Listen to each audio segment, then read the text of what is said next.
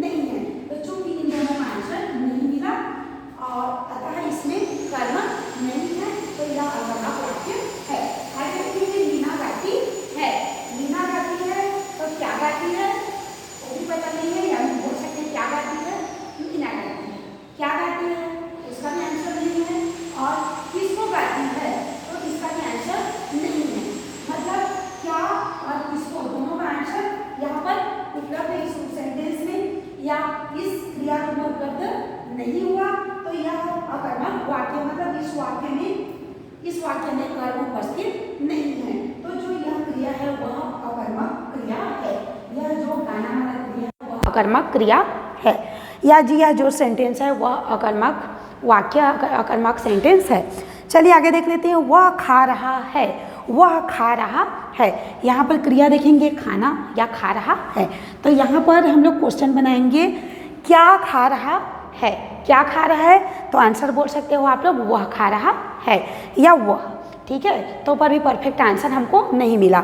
अब देखेंगे किसको खा रहा है। यहाँ पर क्वेश्चन किसको खा रहा है, तो यहाँ पर किसको खा रहा है वो भी डिसाइड नहीं है।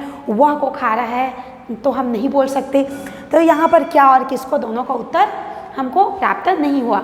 ध्यान देंगे अगर एक का भी उत्तर हमको मिल जाता है, एक का भी उत्तर मिल जाता है तो पर भी वह सकर्मक नहीं होगा। दोनों का उत्तर अगर हमको मिलता है, दोनों क्वेश्चन का आंसर हमको मिलता है तभी वह सकर्मक होगा। दोनों में से अगर किसी एक का उत्तर भी मिलता है तो पर भी अकर्मक, अगर दोनों का उत्तर भी नहीं मिलता है तो पर भी अकर्मक, और अगर दोनों का उत्तर हमको मिल जाता है तभी वह सकर्मक कहलाएगा। अब देखेंगे वह बहुत तेज दौड़ा, वह बहुत तेज दौड़ा। यहाँ पर दौड़ना क्रिया है। यहाँ पर प्रश्न करेंगे क्या दौड़ा, क्या दौड़ा तो वह दौड़ा। एक आंसर हमको मिल गया। अब सेकंड क्वेश्चन करेंगे किसको दौड़ा, किसको दौड़ा तो यहाँ पर वह को दौड़ा, बहुत को दौड़ा या तेज को दौड़ा। इस प्रकार से आंसर हमको परफेक्ट यहाँ पर नहीं मिला। तो यह अकर्मक वाक्य या यह जो क्रिया है वह अकर्मक क्रिया हुई। आगे देखेंगे रमा सड़क पर खड़ी है। सेंटेंस है रमा सड़क पर खड़ी है। रमा कहाँ पर खड़ी है, सड़क पर खड़ी है। तो यहाँ पर खड़ा होना भी एक क्रिया है। यहाँ खड़ा होना एक क्रिया है। तो यहाँ पर हम लोग प्रश्न करेंगे क्या खड़ी है, क्या खड़ी है तो आंसर हमको मिल गया रमा खड़ी है। एक आंसर हमको मिल गया। दूसरा क्वेश्चन है किसको खड़ी है, तो रमा को खड़ी है, सड़क को खड़ी है, पर को खड़ी है। मतलब हम लोगों को परफेक्ट आंसर यहाँ पर प्राप्त नहीं हुआ। अतः यह जो सेंटेंस है वह अकर्मक सेंटेंस है, अकर्मक वाक्य है, और यह जो क्रिया है वह अकर्मक क्रिया है। तो इस प्रकार से हमने समझा कि किसी वाक्य में अगर कर्म साथ हो या उपस्थित हो तो उसे सकर्मक वाक्य कहेंगे। किसी क्रिया के साथ अगर कर्म हो तो वह सकर्मक क्रिया कहलाएगी, और यदि किसी वाक्य में कर्म ना हो तो उसे हम अकर्मक वाक्य कहेंगे, और यदि अगर क्रिया के साथ कर्म ना हो तो उसे हम अकर्मक क्रिया कहेंगे। तो इस प्रकार से हमने सीखा कि जिन शब्दों से किसी कार्य के होने या करने का पता चलता है उसे हम क्रिया कहते हैं। क्रिया रचना के आधार पर क्रिया के दो भेद होते हैं, सकर्मक और अकर्मक। अगर कर्म साथ हो तो उसे हम सकर्मक कहेंगे, अगर कर्म ना हो तो या कर्म का अभाव हो अर्थात ना हो तो उसे हम अकर्मक कहेंगे। अगर सकर्मक और अकर्मक को पहचानने का बेस्ट तरीका है हम क्रिया के सामने कोई भी क्रिया हो उस सेंटेंस में क्रिया के सामने क्या और किसको दो प्रश्न करेंगे। क्या जैसे क्या पढ़ता है और किसको पढ़ता है। दोनों प्रश्न का उत्तर अगर हमको मिल गया, दोनों प्रश्न के उत्तर अगर हमको मिल गया तो वह वाक्य जो है सकर्मक है। अगर दोनों प्रश्न में से एक के उत्तर मिले एक के नहीं मिले तो पर भी वह अकर्मक है। यदि दोनों में से दोनों के उत्तर भी नहीं मिले हम लोगों का तो अकर्मक है, और दोनों में से एक का उत्तर मिल भी गया तो वह भी अकर्मक है, और अगर दोनों का उत्तर मिला तभी वह सकर्मक के अंतर्गत आएगा। तो इस प्रकार से हमने सीखा कि किसी भी वाक्य में अगर कर्म उपस्थित होता है तो उसे सकर्मक वाक्य कहते हैं। अगर किसी भी वाक्य में कर्म विहीन होता है अर्थात कर्म नहीं होता है तो हम उसे अकर्मक वाक्य कहते हैं। अगर क्रिया की बात करें, अगर क्रिया के साथ कर्म उपस्थित हो तो उसे सकर्मक कहेंगे, क्रिया के साथ कर्म अनुपस्थित हो तो उसे हम अकर्मक कहेंगे। और अगर परिभाषा की दृष्टि से हम देखना चाहें तो सकर्मक तो वह वाक्य या बोल सकते हैं क्रिया के व्यापार का प्रभाव कर्म पर पड़ता है तो उसे सकर्मक क्रिया कहते हैं।